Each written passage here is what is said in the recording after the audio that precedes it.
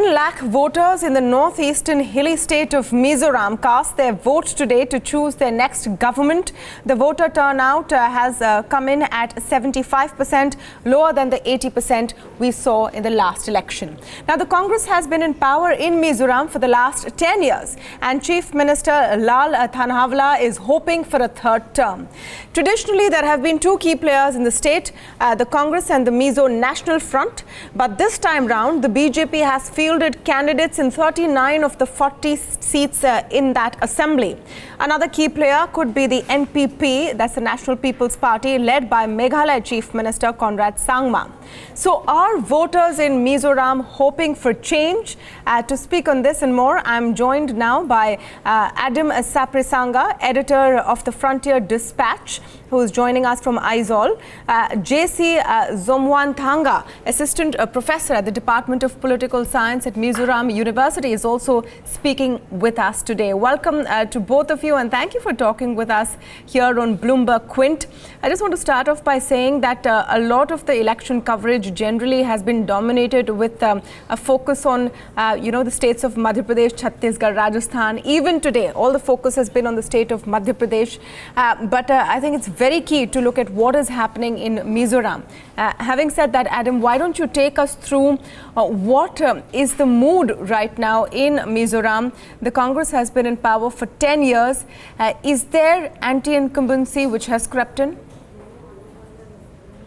Yes, there has definitely been some amount of anti-incumbency, although it must be said that the opposition parties have not been very strong in bringing that out.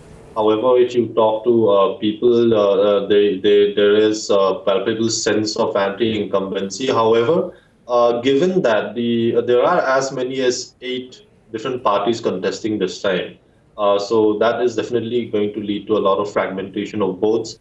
It remains to be seen how that plays out. Is it going to play out against the Congress, or is it going to play out against the major opposition party, which is the Mizo National Front? Do you think the Mizo National Front has put forward a strong enough opposition to, make the most of the anti-incumbency which is bound to set in after a 10-year regime? Yes, definitely. I think the main opposition party this time, the Mizo National Front, has made a very strong pitch in this election. So I think with that question is a very, very valid question, because the MNF, which is comprising of the main opposition party, has made a very strong pitch. But with the mood of the voters this time, there has been a kind of, another prominent issue in this election has been the opening of the account by the BJP. Because as we know that the Mizoram is a Christian-dominated state, and there is a tendency to see the whole context political process within a religious spectrum. So since the Mizo is a very religious community, and hence there is a tendency to see the BJP as a kind of a very relevant factor which goes against the spirit of the religious sentiment of the Mizo.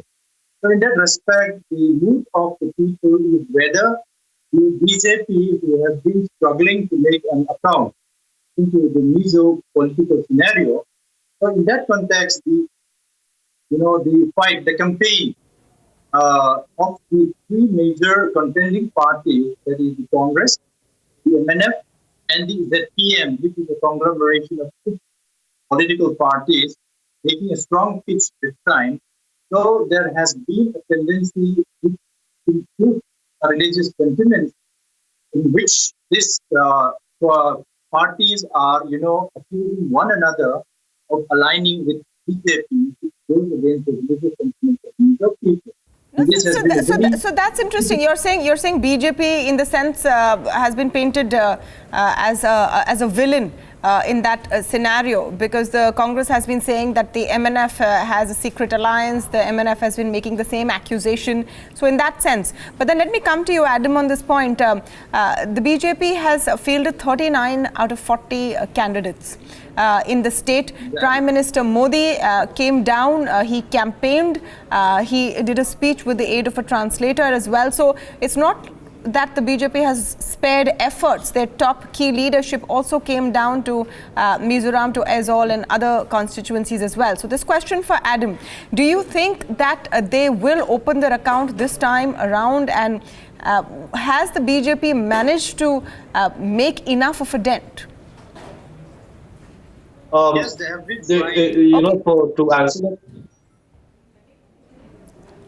Yeah, this question is for Adam. To answer that, you need to look at the social structure, the geographical social divide that is in Mizoram. For example, the BJP has never done really well, although they've contested since 1993. So what has happened this time is that the BJP's major focus is on the minority areas, which are basically the Chakma areas and the Bru areas in the southwestern part of Mizoram. So that said, what has happened, Professor has rightly pointed out that all the other parties, the Congress, the MNF, the ZPM, they have been, in the last week or so, they have been accusing each other of attempting to work with the BJP, or have, of having been in some kind of alliance with the BJP in one way or the other. So it was actually a very interesting campaign by all these parties. So, for example, we actually had the Congress printing more pamphlets saying that the MNF and the BJP are partners. They were printing more of those pamphlets than they were printing their manifestos. So that was very interesting. And the MNF also was accusing the ZPM of allying with the BJP as well. Now, I think that the BJP has also taken advantage of that, and they've also focused mainly, like I said, on these minority areas. And I was talking with some BJP leaders today as well, and they were fairly confident that they might win a few seats in those areas. So, the campaign, at the fag end of the campaign, just 1 or 2 weeks left to polls, that was the main issue brought up by these various parties. So I won't be surprised if the BJP opens its account. But like I said, I don't think they themselves are hoping for too many seats. They might get at most maybe 3, maybe 4, maybe 2. That remains to be seen how that plays out. Absolutely. I mean, in the state of Mizoram, the BJP is not a contender to form the government. And let's leave aside the election campaigning to, one end and all the accusations. But let me take this to Professor JC. The fact is that the MNF has been an NDA ally. So a win for the MNF in that sense would be a victory or an outcome that the BJP would want. And remember, their stated mission is also to evict the Congress completely from the northeast. Mizoram is the last bastion left. Exactly, yeah. Yes, Mizoram, the MNF is a constituent of the NDA. And in fact, the MNF has also signed the NEDA, the Northeast Democratic Alliance. So in that way, the Congress has been making a really hard accusation saying that the MNF is working in alliance with the BJP, and so that was their campaign. But however, if we look at the MNF leadership, they have been denying all along that the MNF would work in alliance with the BJP going forward.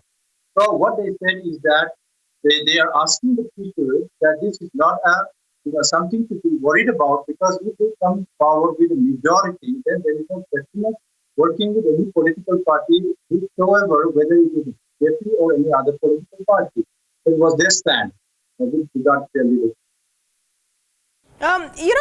Just a question over here. Since the Congress is the incumbent and had a brute majority in 2013, 34 out of 40 seats, in fact, all of the other parties in the fray this time round, the MNF primarily, but the NPP, the BJP and other smaller regional players, would they in that sense end up benefiting the Congress by splitting the anti-Congress vote?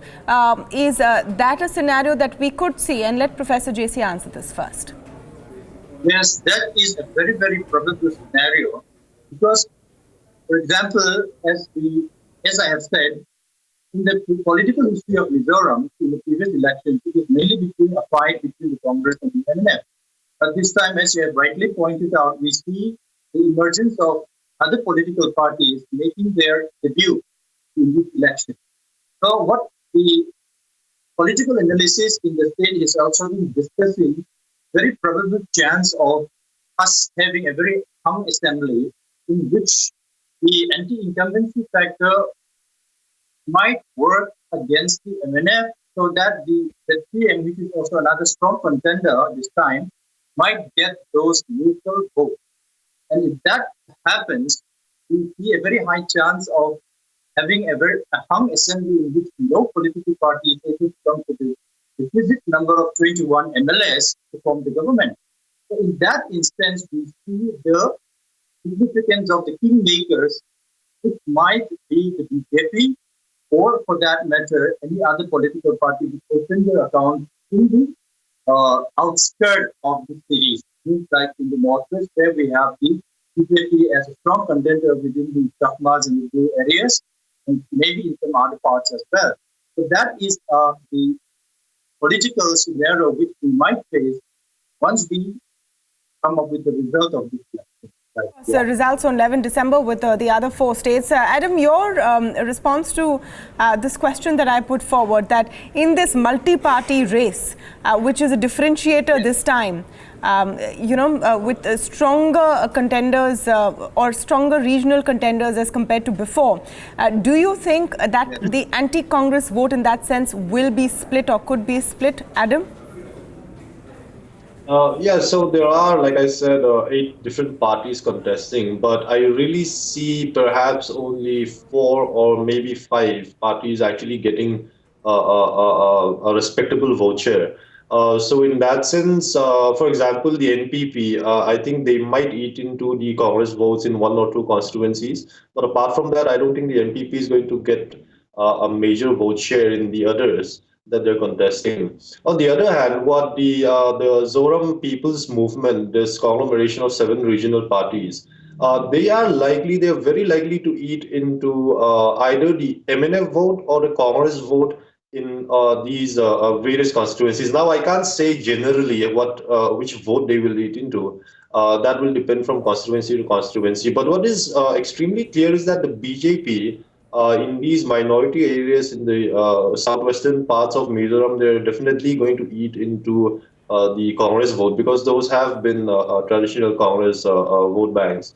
So that way, I think the BJP stands to benefit the most from eating into it. But when you look at the anti-incumbency factor in the rest of the state, then frankly, I find it very, very difficult to predict which party the ZPM is going to eat into. Because of the anti-incumbency and also because the MNF has always been very strongly painted by the Congress as a corrupt party. It is very difficult to say that. Professor JC is saying that there could be a hung assembly. Do you agree, Adam? My personal reading is that either the MNF or the Congress will get a majority, but not too many seats. Perhaps maybe 3, maybe 4, but I don't think beyond that. So yes, there is a chance of a hung assembly if the BJP manages to get some seats and the ZPM manages to get some seats, but I think that is less likely than either of the Congress or the MNF getting an absolute majority with a very thin margin. Okay, so a thin margin victory is a possibility, says Adam. Thank you so much, Professor JC and Adam, for joining us today and breaking down for us the political scenario in the state of Mizoram.